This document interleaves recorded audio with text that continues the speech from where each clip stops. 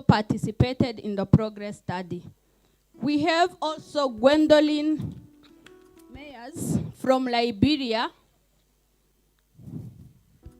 She's a founder and executive director of Messengers of Peace, a non-profit organization, youth-led peace-building organization. She works with ex-combatants as mediator and conducts coaching and mentorship program for adolescent females in urban slums. The next speaker is Joseph Jarasa Murunziza, director of Never Again Rwanda. He is the executive director and co-founder of Never Again Rwanda, a social justice organization that promotes human rights and advocating peace among the Rwandan youth and the population at large. Dr. Joseph is the co-founder and member of the executive board of Health Development Initiative Rwanda.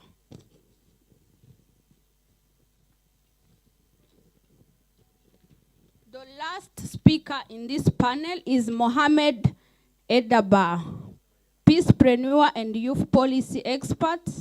He has been working on promoting peace and justice with a wide spectrum or at different levels.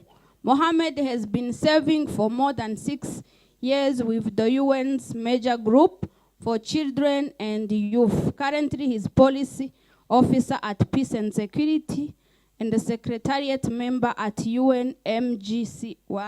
And also he's an expert of North-South Center of the Council of Europe on Peace and Justice. Those are our speakers. Are we ready? Can we see them or hear them? Dr. Joseph, can you hear me? Good morning, Dr. Joseph. In Kigali, is still good morning, yes.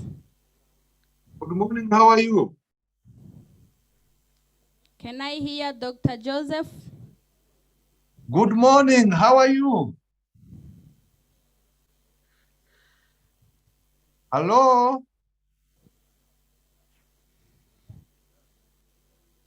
Hello?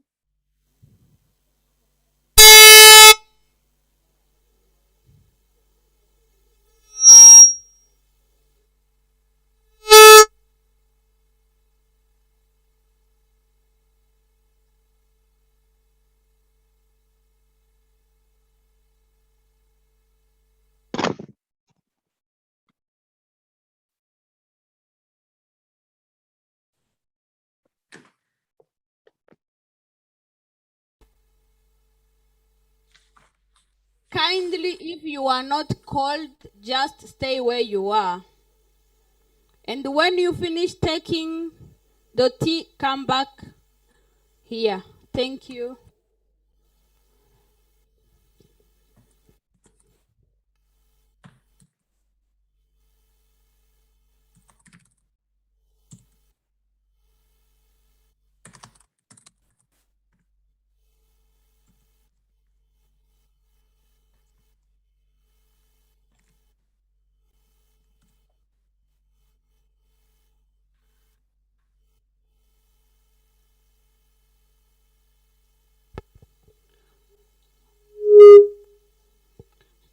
Mr. Graham, can you hear me? I can hear you well. Thank you very much. Can you hear me? Very good. I know it's a very, very early morning where you are. It's 3 a.m. Good morning to you. Good morning, yes. This is the love he has for young people and the passion he has for peace building. That's why he has not been sleeping and waiting for this session. Thank you very much for being with us, Mr. Graham Simpson. Great pleasure. Yes. Thank you for having me. Yes. Dr. Joseph, can you hear me? Yes, I can hear you, and good morning each and everyone. It is a pleasure being with you virtually. And greetings from Kigali. Morning. Amahoro cyane. Muraho? Amakuru. Ni meza. Amahoro. Yes. Yes.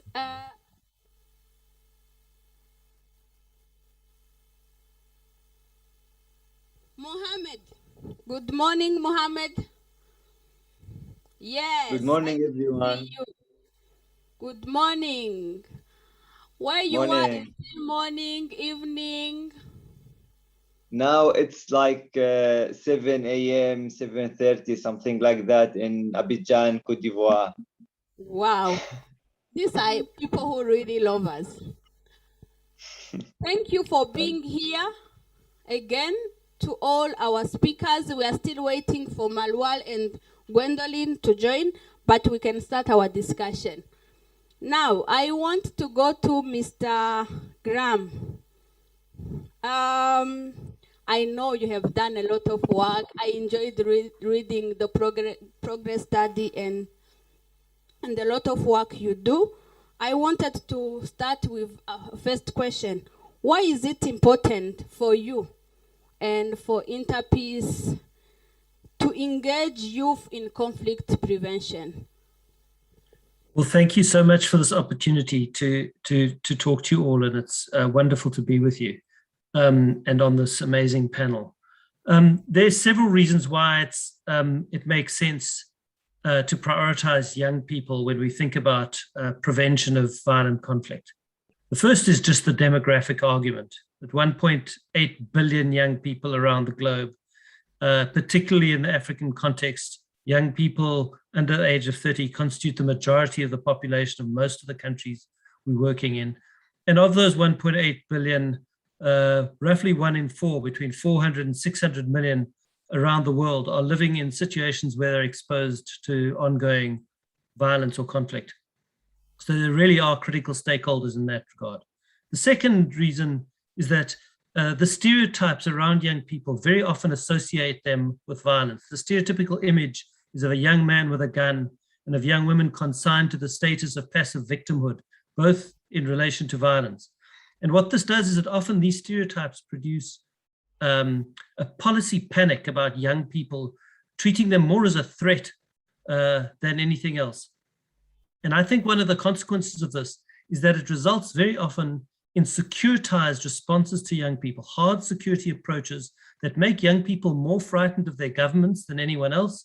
And this is completely counterproductive. So we have to address this if we want to think about prevention.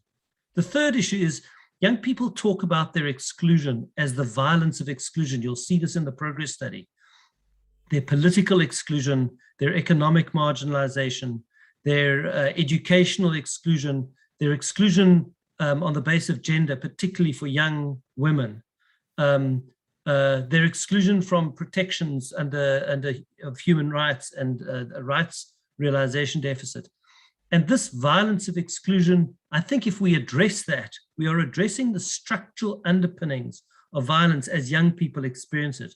Not just the physical violence, the violence of exclusion in their lives. And it became very clear in the progress study that until we address the violence of exclusion, we cannot prevent the violence of extremism. So this is another critical reason why I think prevention among young people is crucial. And lastly, I would say young people are guardians of the future. No one says young people are the future, because young people are very conscious and were very clear with us. They are actors in the present. They are very mindful of the fact that they have to act in the present in order to have the effects that they want in the future. But as guardians of the future, they are the transmitters of transgenerational memory and trauma. They are absolutely critical in the intergenerational legitimacy and durability of peace. And this is another reason why it makes sense to prioritize young people when we think about prevention. Thank you very much. I like prevention of exclusion. When we talk about conflict prevention, we never talk about issues around exclusion. And many people take arms, do violence because they feel what? Excluded. Thank you very much for that point. I will go to Dr. Joseph. Dr. Joseph, can you hear me? Yes, I can hear you. Yes. Very good. I know at Never Again Rwanda you do a lot of work, but I would like you to tell us especially about peace education, because peace education is one of the components of peace, of conflict prevention. So what do you do? How do you help young people in terms of education?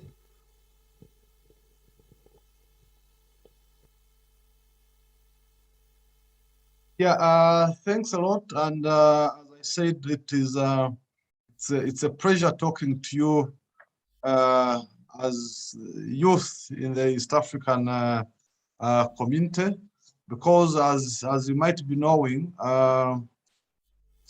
yeah, some countries within the East African community, also the Great Lakes region, have had ongoing conflicts for so many years. So when I see young people being part and parcel of discussing conflict prevention, so this shows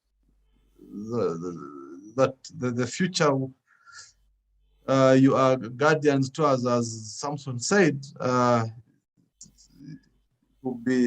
It will be great. First of all, I can say that as of course you said, Never Again, we are involved in peace education, most especially focusing on young people and also the community at large. The beneficiaries are young people. I can say, first of all, peace education is the method through which people teach others about the dangers of violence and strategies for peace. So peace education strives to create understanding and a common ground on strategies that benefit groups, individuals that are in conflict or have potential to conflict. But some researchers also argue that peace education emerged from the era of democratic government by some philosophers such as Jacques Rousseau and Immanuel Kant, who pioneered discussions on humanitarian concerns, including equal rights, liberty, equality, and social justice. So, but going back to what you've asked me, what we do at Never Again Rwanda to teach peace education is that the first thing that we've discovered that at times youth are involved in violence or conflicts due to lack of critical thinking. So they are incited, being promised jobs, being promised economy, being promised land, and at the end of the day, they might not get those promises. So we've come up with a program whereby we take through young people are taken through critical thinking trainings so that they can be able to have the critical understanding of issues around them, of politics, of violence, and the consequences of not not having peace. So secondly, we each and every year we bring young people across Africa to a 2 weeks program which under a peace building institute, so that the young people across Africa can be able to governance, conflict, peace building, but also and the lessons they can be able to get from the genocide of 1994 that was committed against the Tutsis, so that they become peace ambassadors in their own countries and be able to work towards building a peaceful community. Because peace education is a primary pillar for preventing armed conflicts and violence. So saving lives and freeing up limited resources for social needs, because history has demonstrated that human beings are capable of the worst and the best, and that is why education is key in promoting respect for equality, human rights, dignity, and fighting different forms of injustice. Thank you very much, Dr. Joseph, for that answer. I always say that in school we learn mathematics, chemistry, and other things, a lot of stuff, but many schools, you will find many schools don't really care in topics around peace, around conflict prevention and what. And thank you for the work you are doing. And I think one of the recommendation is to push for schools, for organization to really be doing work around peace education. So I will go to Mohammed. Mohammed, can you hear me? Yep. Yes. Yes, good. I am going to ask you a question related to something I am sure you know, to Agenda 2063. So why is the youth voice important to the realization of a peaceful and prosperous continent? Okay. So actually, let me start with thank you about raising this question or asking me this question, because when we are looking for like this agenda 2063, that means we are looking for the far future, like after more than after more than 30 or 40 years from now. So the children of today, they are the leaders of the 2063, but the young people of today, they are leaders of today and also of the future. So it's very important for all the African stakeholders to engage the young people to implement the agenda of 2063. Uh, uh, and as you know, one of the seven inspirations or the goals of the 2063, it's about the peaceful and prosperous of the continent. So it's very important because number one or first thing and very important thing, the ratio of the young people at our continent, it's the highest ratio of the young people comparing with other regions or with other continents. Second, there is a lack of the trust between the young people and the some governments. So we need to fighting the stereotypes about the importance role of the young people to playing a critical role in the peace and security. So, as you know, we have like United Nations Security Council agenda about youth peace and security agenda. In the meanwhile, we have African Union Continental Framework for Youth Peace and Security agenda. It's like about 10 years. It's from implementation plan. So it's very important for the young people to working also for this inspiration and agenda. Thank you so much.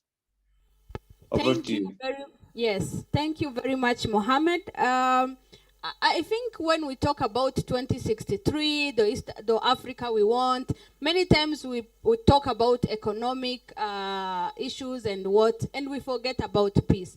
There is no progress, there is no prosperity without peace. So that's why it's very, very important to remember that peace is very important to achieve other things. Thank you very much. I will go to Malwal. I know Malwal has joined. Good morning, Malwal. Hi, good morning. Good morning. How are you? I'm doing well, thank you. It's too early here though, but I'm okay. I was saying that I am so thankful to everyone who is in this panel because I know all of you is very, very early where you are. Thank you very much for joining. I will just go direct. I had already presented you. So I will just go to the question and I will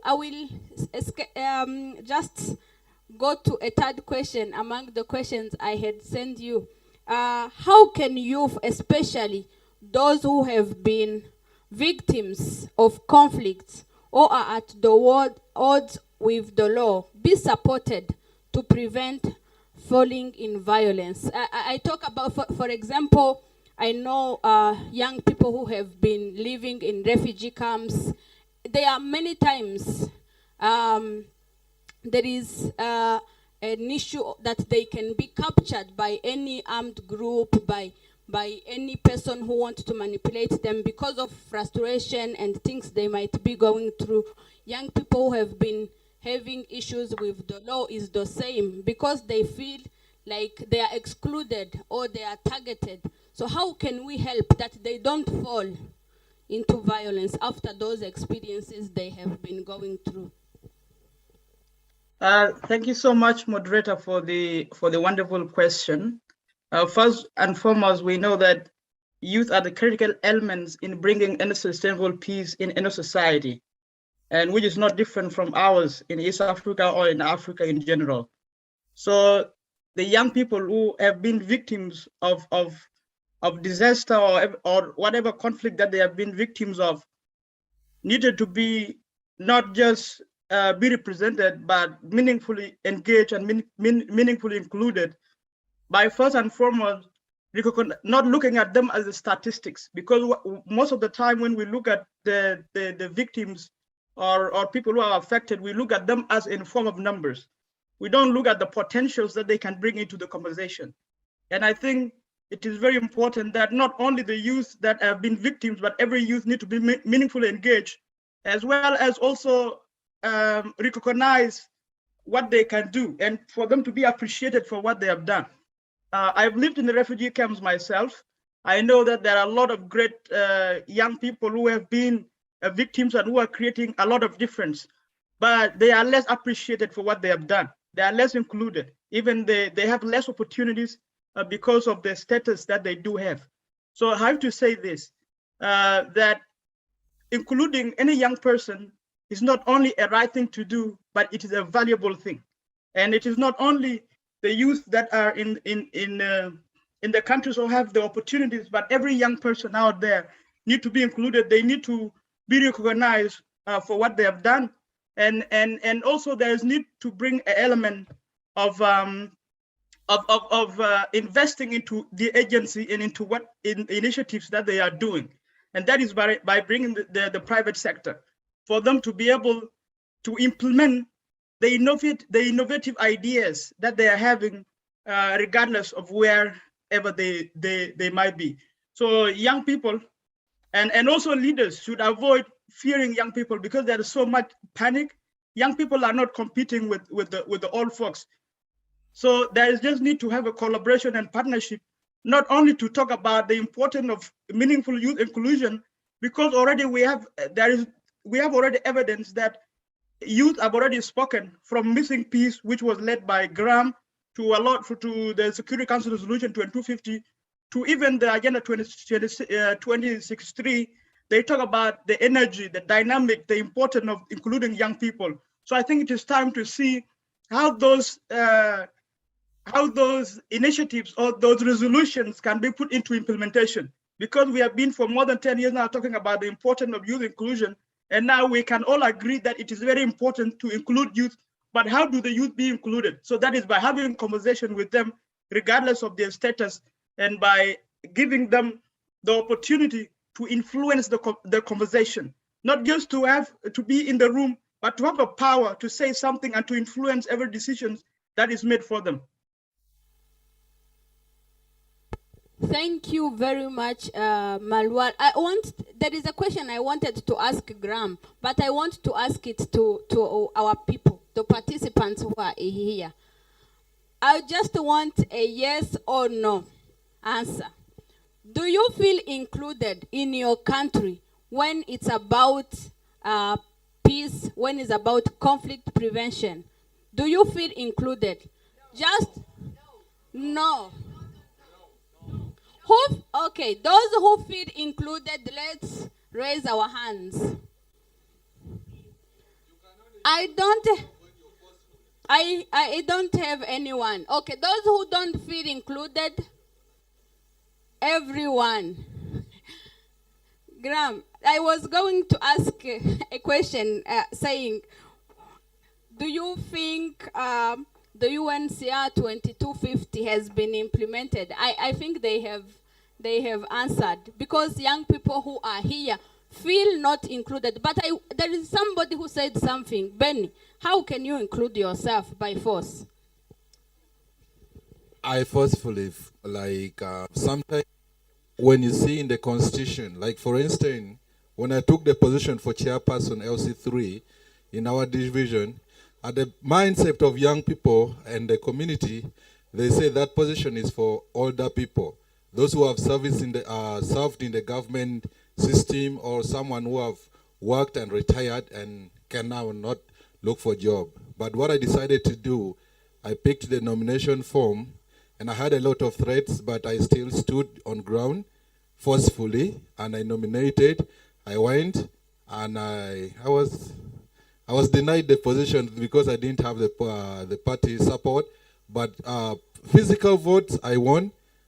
But forceful announced a different person, so I don't care. But I still stand with young people.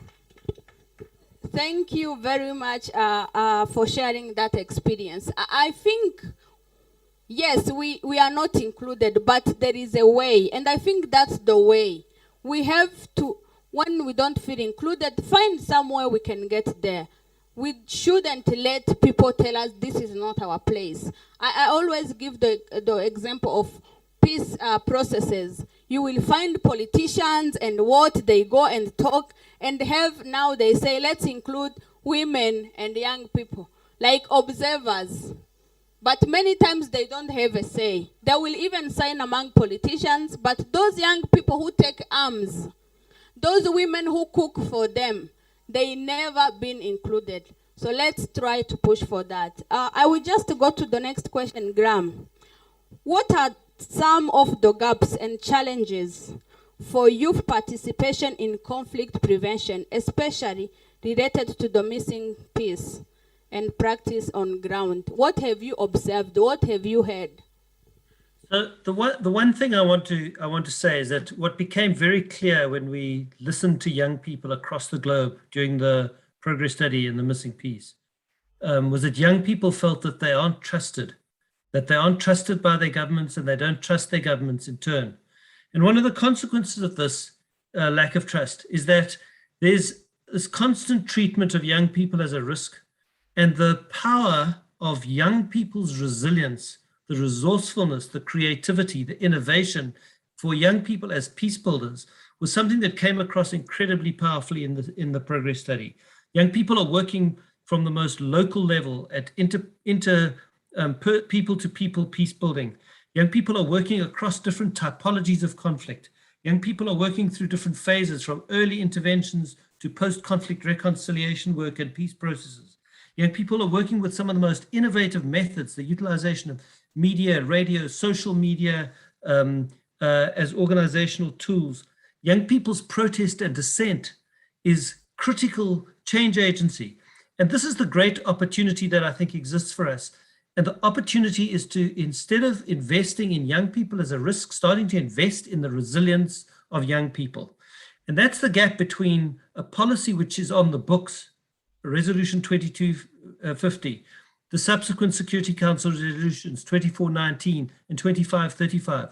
Yes, these are important instruments, but unless they are actually deployed at the country level, unless they are owned by young people and give young people a sense of empowerment, unless there is the political will and the courage on the part of their governments to invest in young people in these ways, unless young people we stop treating young people as if they are potential terrorists and extremists when they are peace-loving, unless we start building national action plans or youth peace and security coalitions at the national level in which young people have meaningful power and voice and agency, I think there is this huge gap between policy and delivery that we have to address if we're going to translate the demographic dividend into a peace dividend. Thank you very much. He said it very well. Let's stop investing in how to fight young people, because many times what is invested is buying big cars so that when young people comes in the street, we can know how to fight them. But there is no investment of including those young people in how they can create peace and have peace in their own countries. So I think that's a very, very much important point. And let's push in our organizations, in our communities for that. Thank you very much, Graham, for that answer. I will go to Dr. Joseph. Just quickly, I know you have engaged many stakeholders. What kind of support do you think is available for youth participation in conflict prevention? And how can partnership and collaboration with youth can be enhanced?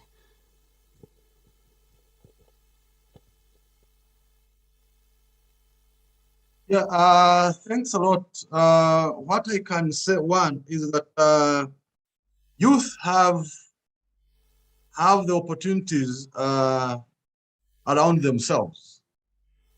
And I've always been asking myself that why is it that things are not changing? As you all know, on the African continent, almost 60% is made up of young people. So youth and women contribute a lot. And if we can have an empowered youth and an empowered young women, I think you can make great and significant improvements in how Africa is governed, and also the leadership that you want to see. But that requires that you, the young people, you own the process, you get the required skills, you understand the context of your respective countries. So, as you said, partnership is very key. If it comes to peace, you can't build peace alone. You need partners, you need governments, you need other international stakeholders so that you can join hands and efforts of building that peace that is missing in your relevant communities. Thank you. Sorry. Yes. So as I said, as I finalized, it's key that we have an informed youth so that you can be able to make the right decisions. Thank you. Thank you very much, Dr. Joseph. I just want to ask a question to my people here. I know, we are saying we need to be included, but how much do we know? Because Dr. Joseph raised one important question. Do we have even the skills as the people who are here. Because to be here, it means you have been selected, you are a leader in your community, and what? How much do you know, for example, or how much time do you invest in knowing about peace? How many people who are here have heard, at least in once, have gone through the UNCR 2250? I'm talking about the resolution 2250. I'm just asking, let me see, I'm going to open. Who have read at least once 2250? Very few. Mohammed talked about the framework, the AU framework on peace. Who has at least seen it somewhere? Just one. So we need, as much as we want to be included, also as we need to include ourselves, start knowing, start gaining skills. That is our job. Nobody is going to do that on our behalf. But I want to open the discussion for very few minutes and make very short statements. Short, don't do a speech. And then let's hear. This side is very terrorizing. There are many hands which are. Yes, let's hear. Thank you so much. My name is Sheila. And thank you, Kazineza, for moderating the session. Actually, the question that you asked Graham, is it called Graham, should have been asked you should have asked the audience, because some of these people sit in the platforms that generate the frameworks. So the gaps and the challenges that they gave us are written.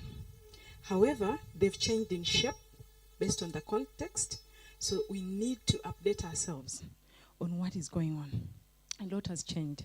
That aside, after and following the adoption of normative instruments and policy pronouncements, the beautiful continental framework that lays in very beautiful aspirations and initiatives. There are 15, but I am so much interested in Initiative 4, which says silencing the guns in Africa by 2020.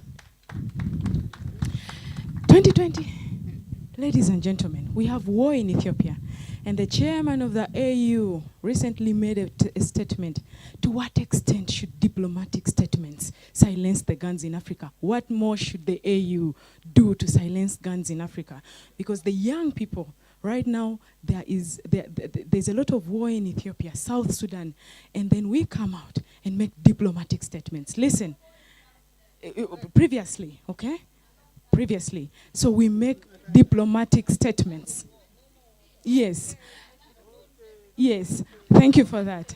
Good. So to what extent should we make diplomatic statements? Okay. The other is that, yes, the other is on the issue that I wrote here, basically on some of the exactly on the commitments that have been written in the continental framework. One being is that we have the 1 million by 2021 initiative.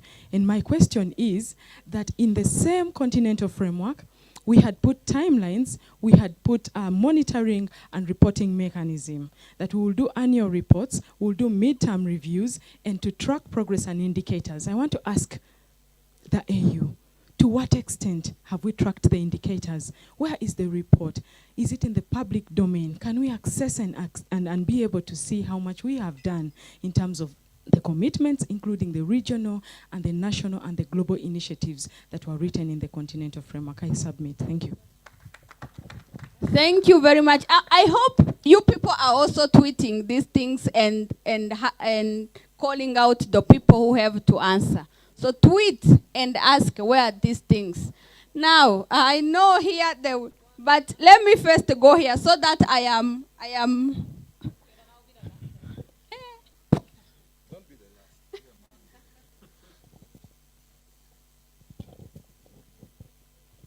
Thanks. My name is Rodrigo. I'm from Burundi. I'm a country director of a local NGO. So I would like to say about conflict prevention. I think the conflict prevention is not possible where there is injustice, social injustice.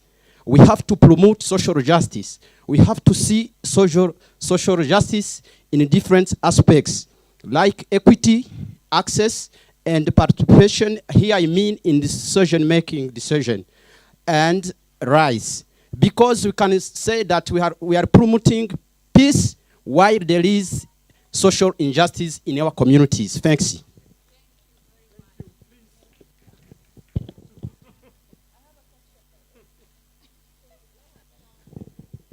You want to let me see. Maha, just 2 seconds. Not a big statement.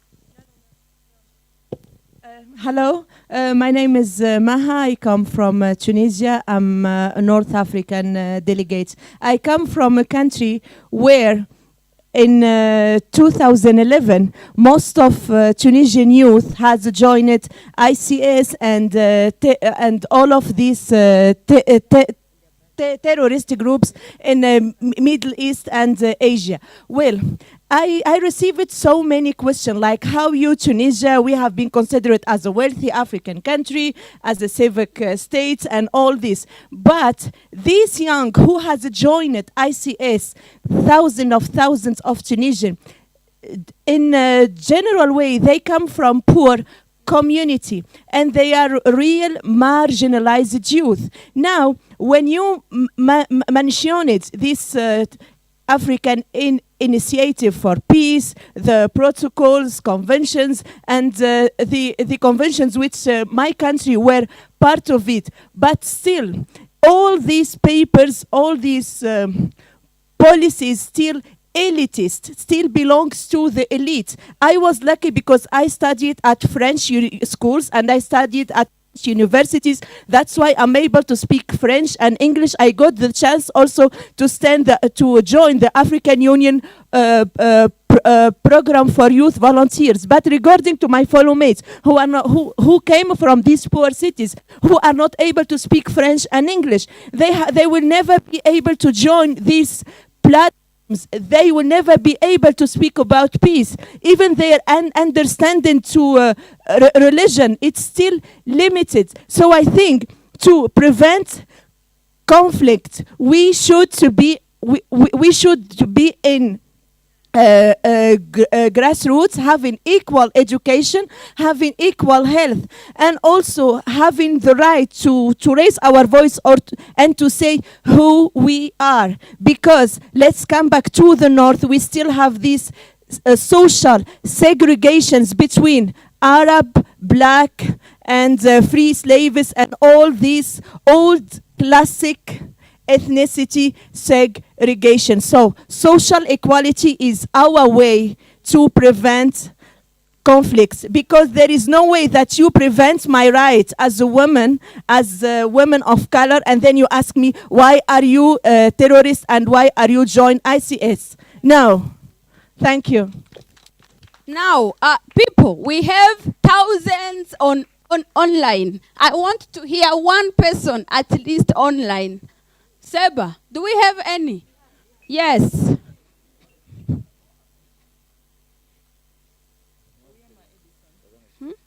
Edison. Oliema Edison, do you hear me? Edison. Yes, I can hear you. Where are you speaking from? I'm Edson Oriema speaking from Uganda, Bulisa district, the oil village. Good. Go on. Okay, thank you so much, you lead and all delegates and our guest of honors. Edson, once again, my issue about peace and security, I'm majorly looking at our leadership. So I'm saying as young people, we are suffering innocently. There are some other issues which are above our intervention. For example, last year in 2020, we had the issue between Uganda and Rwanda, of which the issue was above us, and where it was coming from, some of us understood, and it was just between leadership of Uganda and leadership of Rwanda, of which the thing was within some specific offices. So as leaders, they have to also clean themselves so that as youth, we can also start from there and make sure we have peace and security within the continent of Africa. Thank you so much.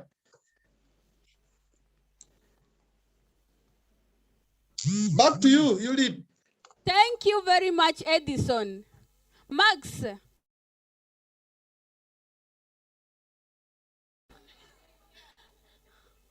Max, can we hear from you? Yes. Yes. Where are you speaking from? Good morning. Good morning. My name is Maxwell from Center for African Volunteers, Kenya. I had some questions about peace and conflict. Number one, do we really understand peace? And in this regard, I'm saying, how do we ensure that whatever we are advocating for peace is relevant to the community and to the nationals at the pre-existing moment? For example, we want to bring peace to a society that really wants only two aspects to be handled. One, they just want jobs. Two, they want their voices to be heard. So sometimes this so many procedures we are giving ourselves about peace, they are completely irrelevant. Sometimes what people want or youths want is actually a voice, is actually opportunities in governance, and those opportunities, are they sustainable? Are they equal? For example, because we might be giving opportunities to a certain gender, ignoring a certain gender. So is that gender parity considered? Number three, which I think is relevant, what Max, are, sorry? I think one of the things you said, and we have already heard from here, is the question of social justice. So inequality is a big issue, and I think we are taking note and tweeting that. But I have almost exhausted my time. Guys, we have another session. Oh my God. I know. Yes, no. I want to agree. We will have time. We still have 2 days, and we have a day dedicated just for discussion.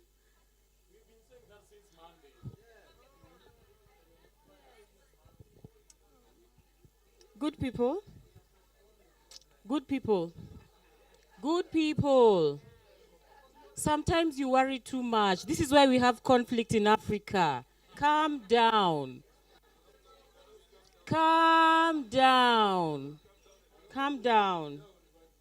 Calm down. You get angry after you have received the message the messenger comes with, and you realize it's not working for you. Abi, we have an ambassador who has managed to get to the point of becoming an early warning expert in the continent. At the age of what, Kazi? 42. But he started doing these things as a young person. There are some people here who have never done anything on peace and security, and maybe they're thinking about it. There are some who are already in peace and security, and they're wondering how they can become an ambassador and be functioning at the AU or even at the UN. And we think this is an important story for you to hear. It's very short. It's on film. He was supposed to join us, but he has a competing conversation to join in the EU. So we are playing a very short video. After that, we'll give you a chance to speak. When you give you a chance to speak, please be responsible about the time we have given to you. By number one, keeping it concise and short. But number two, and most important, focusing on solutions. We never come to ULEAD to complain. We never. So if you're going to pick the microphone and complain, I promise you, I'll not even give you that time. Are we together? Sebs, we are ready. Ambassador Fred Ngoga Gateretse for you.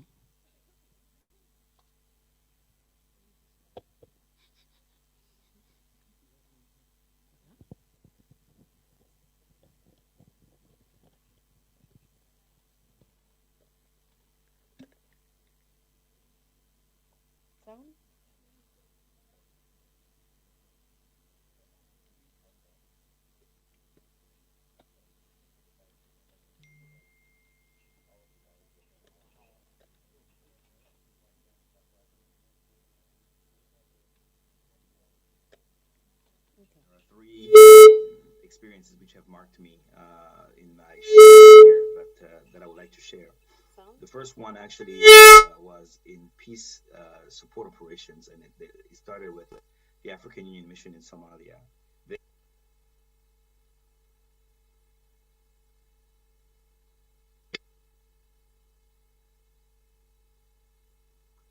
Thank you so much. Again, I was asked to share some of my experiences actually in peacemaking. And there are three experiences which have marked me in my short career, but that I would like to share.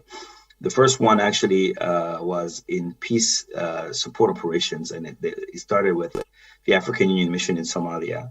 There, we were working to liberate the city of Mogadishu, and other towns in Somalia, to be able to create an environment whereby the Somalis can get together and resolve their differences. So in 2008 or 2009, actually, I joined the African Union mission in Somalia, where I was working in the mission analysis cell. So my job was to basically provide analysis to our leadership or the leadership of the mission, so that they can make informed decision about not only the dynamics in the country, but also the threat posed by the insurgents of Al-Shabaab. I'm very proud of the work that we did, because during my time there, we were able to liberate the city of Mogadishu. We were able to liberate major cities, Lower Shabelle, Middle Shabelle, and even some towns in Southwest. Of course, after 31 years of conflict, the military alone is not enough. And what you need is, you also need a political process. And I was lucky enough to see 2 elections happening in Somalia. And so I think in that sense, we contributed. This was an enormous experience for me, because not only was it a peace support operation, but it also helped me to understand how peace operations work and how you have to build partnerships in order to achieve a certain goal. So it was quite a learning experience, and I got to meet some amazing people. We lost some dear friends as well. And right now we continue to support our work in Somalia. I was then very fortunate enough that I moved from doing peace support now to conflict prevention, and actually heading the early warning division and the conflict prevention and early warning division. I was also involved in work that involves border disputes. And we've worked a great deal on Sudan and South Sudan. And what puzzled me was the complexity actually of border disputes, because I learned how to delimitate and demarcate boundaries. It's a very technical issue, but can be also very political. I learned how to do cross-border cooperation. And the fact that actually many of our member states do capacity building as well, because these are very technical skills that you need to acquire. But of course, everything is always before it can become technical. But this, for me, was something of great interest. And I was privileged enough actually to work on the demarcation of boundaries in West Africa, where we have had many progress. And so border disputes, even to this day, remain one of our priorities. And we're trying, because there's about 100 border disputes on the African continent, and only 35% of our boundaries have been demarcated. And as we're speaking about the consent of free trade agreement, you cannot trade if you don't know where your boundaries are. Of course, our goal is to tear down the boundaries, but before you can even do integration, you need to know where your limits are. And one of the other things that I've been passionate about is the free movement of people and goods, because you cannot have the consent of free trade agreement if you're not having the protocol to facilitate the free movement of people and goods. Here, I would like to take the opportunity to congratulate the East African community, because it's one of the regional blocks where the free movement of people and goods has been actually a reality. We've had some setbacks because of tensions, interstate tensions, but I think that overall we've done pretty well compared to others. Really touched me has been my involvement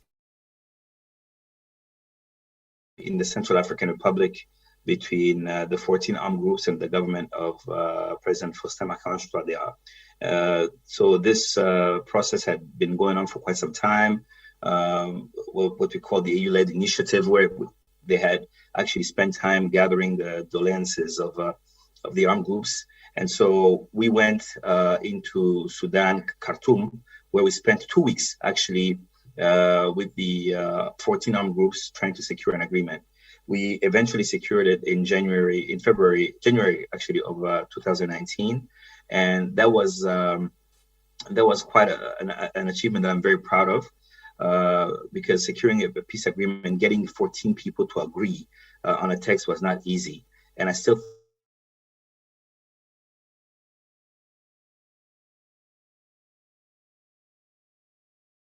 and it is the reference through which even the work that is being done now is happening. But I would like to say that a peace agreement, signing a peace agreement alone is not enough. And what you need is you need to implement it. And one of the lessons that I've learned is how sometimes, even when there is willingness by the parties to implement the peace agreement, when there is no resources that are accompanying the signing of the agreement, then there are some delays. And when there are some delays, there are some misunderstandings. And when some misunderstanding, then people start accusing each other of delaying the implementation of the agreement. So that's why it is important to constantly accompany the country that has signed a peace agreement, and also avoid what we call zapping, which is today Central African Republic is very important. Then you shift to another conflict, then you forget Central African Republic to come back again when there are issues. So that's one thing that I've learned. But there is also something else that I've learned, which is, I think that you need to understand this. It's how the global order is made up. We have a problem within the UN Security Council, whereby it's called the penholder system. 60 years after our independence, Francophone, you have France, which writes resolution on Francophone countries. You have the UK, which writes resolution on former UK colonies. And you have the US every now and then. But despite the fact that we have what we call the A3, which is the African 3 members of the Security Council, our A3 cannot even co-sponsor a resolution on an African country, when actually 70% of the issues on the Security Council are on the African continent. So this is something that I learned, which we need to change, and this is part of what the African Union and its member states have been advocating for the reform of the Security Council. The other thing that I've learned is that despite the willingness of multilateral organization to intervene, sometimes you're stopped by what we call the invocation of sovereignty, whereby a member state tells you, no, I don't want you to intervene. We have this under control. And so your hands are tied. And so many people don't understand sometimes when we're unable to intervene, it's because some member states invoke sovereignty, despite the fact that all the signals indicate that there are challenges and that there's a need to intervene. Our member states do invoke sovereignty. But I have also learned that there is a way around this. When you have a good early warning and early enough, and I'm not saying once something is on BBC or in the news or so on, but when you see, for example, that you're about to head into problems like a year or two before, when you engage the member states and you work to strengthen their own mechanism to respond and to attend to their own issues, usually there's more of a receptive ear. So I think we need to change the way we do things and really try to intervene a bit earlier enough. The other thing that I've learned is also about the elections. How an election can be, it's actually an opportunity for the people to renew their leadership. But if it's not well managed, then it can cause problems. And everything usually starts with an all-inclusive election management body. And then from there, you don't have the registration, because this is where often you have problems. And this is something that we need to work on. Last but not least, and I think this is relevant to the conversation that you have been having, the role of social media. Social media can be a source of great information, but it can also be a source of misinformation, and it can be a source that harms countries. So we've seen of late an uptick in hate speech. And right now we're trying to see if we cannot work with platforms such as Facebook and others to see how we can really reduce hate speech.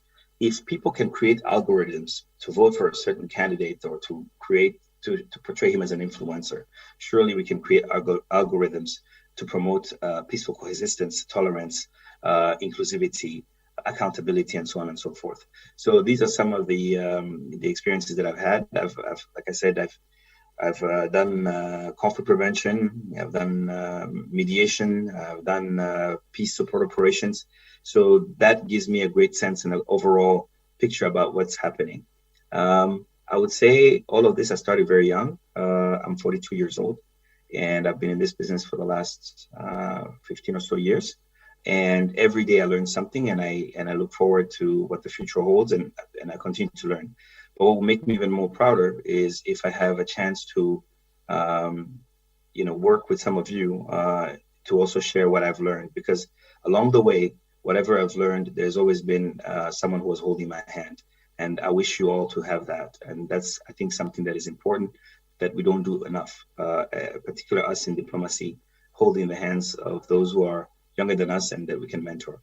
And should the need arise, know that I will be there for you, and that I look forward to you succeeding and taking over the mantra for and building on what we have achieved so far. Thank you so much, and I wish you all the best.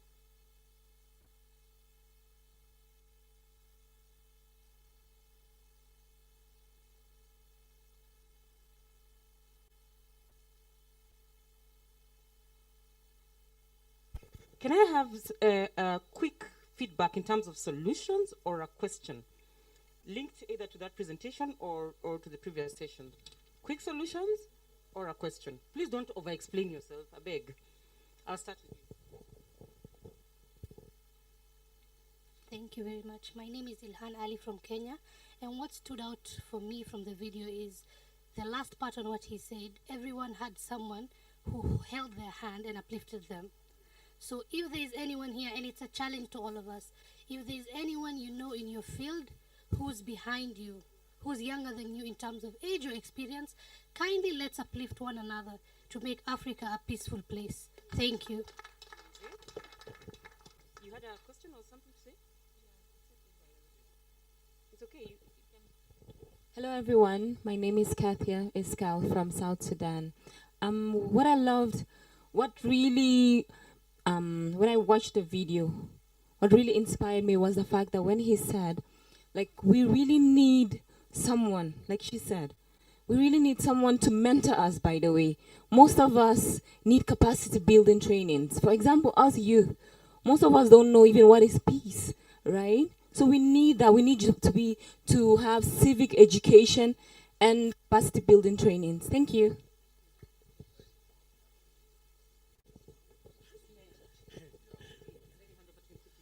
Okay.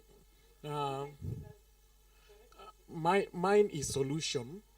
One of the things that I realize in Africa is that we are discussing about peace in Africa, but within our countries, there's still conflict. So if we are to go into Africa, we ought to start from a place of our individual countries.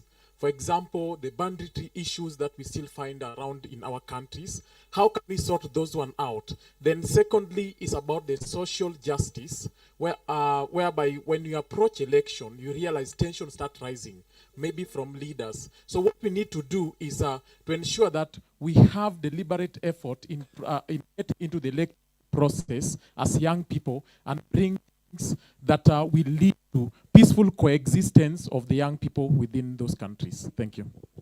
Thank you so much. Mine is simple. Yesterday they said that we should produce what we can consume, and we need not to invest in what we don't produce. Like for us in Uganda, peace, not simple. Our government invests a lot in weapons that scares us during election time, during everything. So right now what we think is, in Uganda, we don't produce gun. We don't produce those heavy trucks for police. So let them start investing in our peaceful solution, like investing in education and giving us knowledge so that we be peaceful. Thanks. Thank you.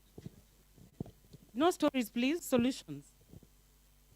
Okay, my name is Faraj from Tanzania. So my suggestion will be, first of all, ourselves here. When we're living, you have to know that you have a role of going to educate people about peace. Because one of the things that I would say in Tanzania is that we are guided by fear. That's the truth. But most of people do not know the laws and rules that are governing us.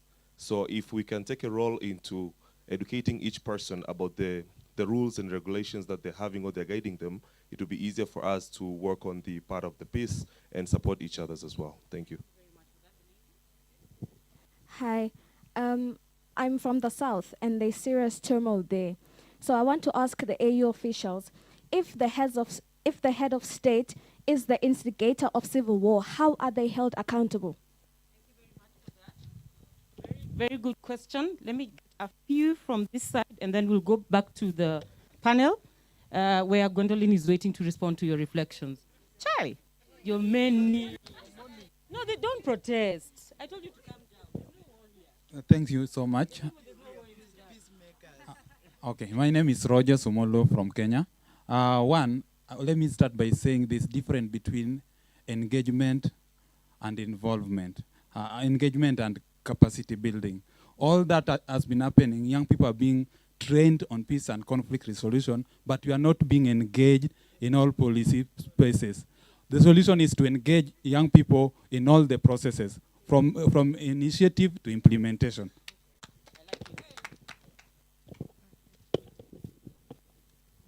Actually, it's a policy question. I'm hoping I can ask that.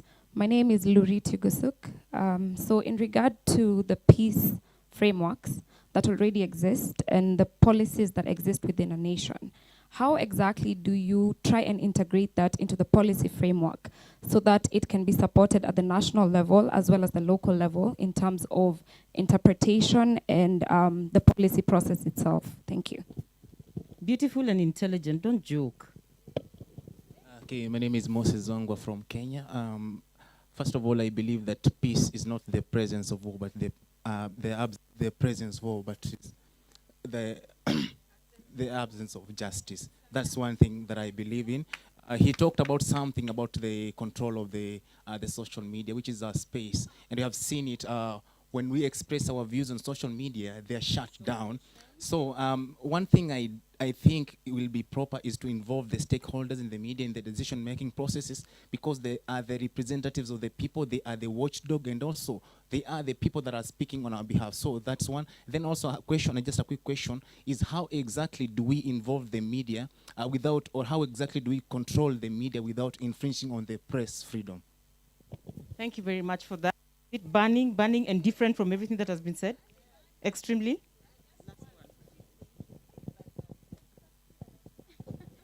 Good morning. My name is James Odhiambo from Kenya, and one for me, I have it's a challenge to us. That one, being that this is a peace day, let us kindly text people back at home any message of peace. Then two, I expected that we would have done a procession, maybe in Arusha town, because peace is interfered from the town. Thank you. You see, now I'm giving the microphone to an insider. Kazi. One. Who are we giving it to? Winter? Winter? Oh, Mwita. Hello, hi. Hello, do you hear me? Yes, please make your submission. Sure, thank you. This is Mwita from Kenya. Currently, I'm in Korea. So it's about, my concern is about the peace and how, as the youth, we can engage to create peace.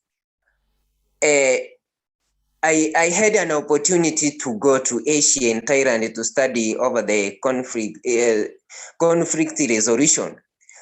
And after completing my study, I decided to come back to my country, Kenya, and start peace at home, specifically at rural area, that is Korea. That's where I have started the peace through practicing poultry farming. I like to encourage the youth that the changes started from us. Nobody can change us. It's only us. And it is through finding a problem and finding the ways, the solution to solve it. For example, poverty. The conflict are coming when the people are hungry. But when they will get enough food to feed them, my dear friend, you never see this kind of conflicts.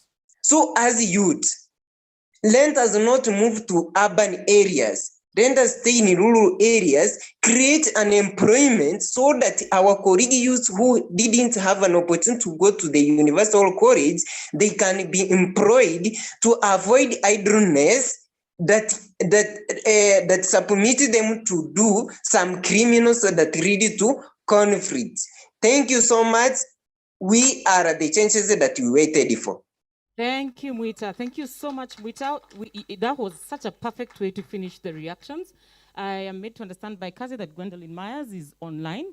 Kindly give your reflections about what the youth have just said, and then maybe help us close this conversation. Gwendolyn Myers?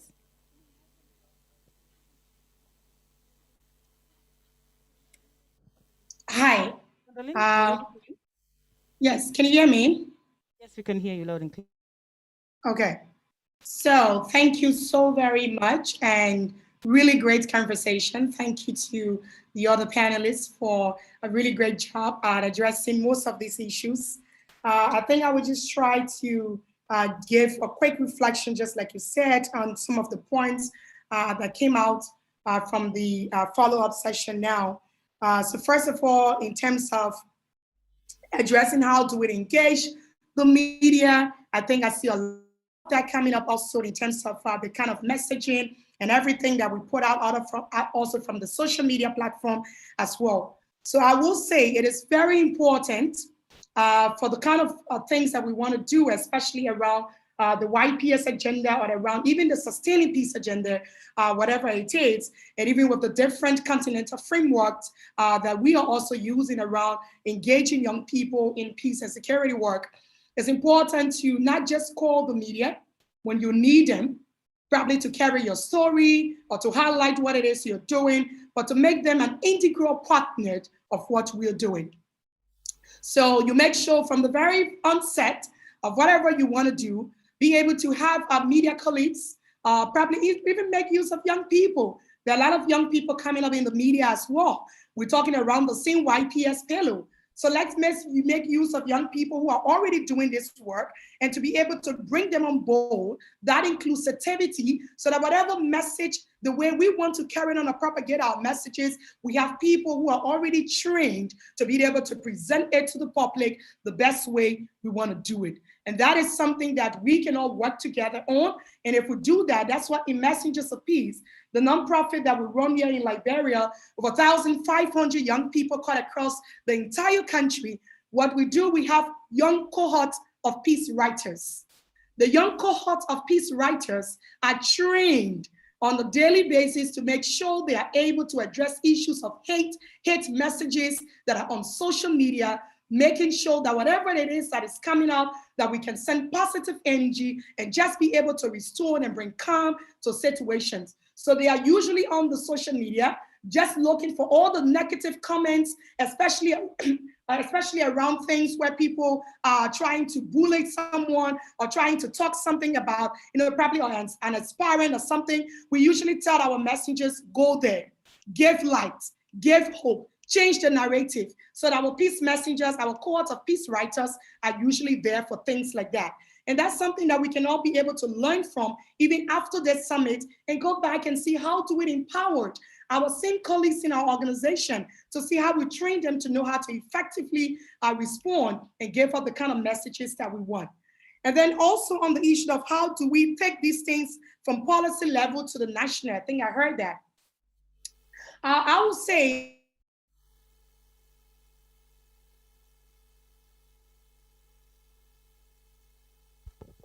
we seem to have lost Gwendolyn. One practical way of doing this here, and I'm happy because he has been a very at the global national level, but that you should always be able to find your way with the policymakers. I think a young lady spoke and she brought that up even in her question to say that you can't do it alone. You need to always engage the very people that you want to be able to effect change. Because at the end of the day, if you don't include them, it's going to just be you turning around in cycle and doing the same thing over and over. So what we do also for Messengers of Peace, we work with also policymakers. We take it from the bottom-top approach. Everyone that needs to be part of this is that inclusivity we're talking about. How are we able to do political mediation in Liberia? It's not just for us to sit as young people. We're able to find our way from the very level of the policy, people who will effect the change. We engage them. We come to grassroots, we engage. At the middle, we engage. So they start in.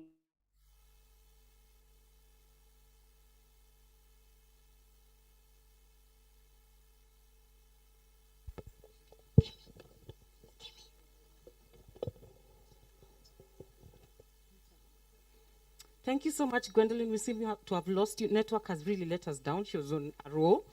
I know this conversation has ended very prematurely. There's too much we want to talk about.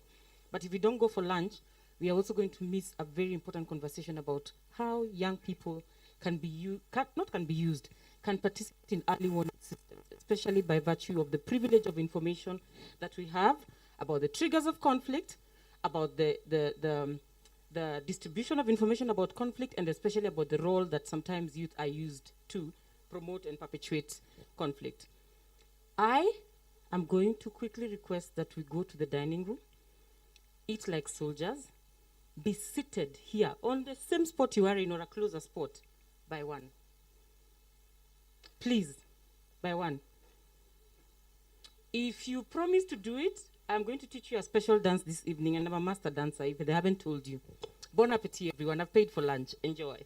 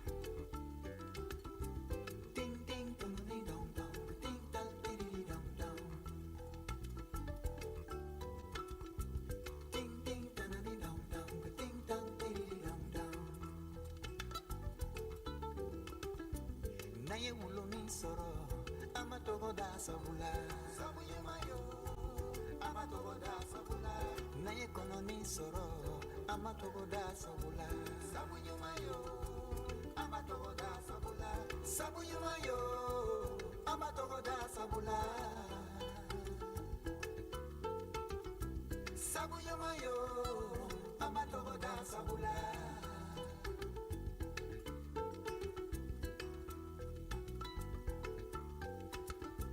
naye wuluni soro amatogoda sabula sabuyemayo amatogoda sabula nange jakuna soro amatogoda sabula sabuyemayo amatogoda sabula sabuyemayo amatogoda sabula sabuyemayo amatogoda sabula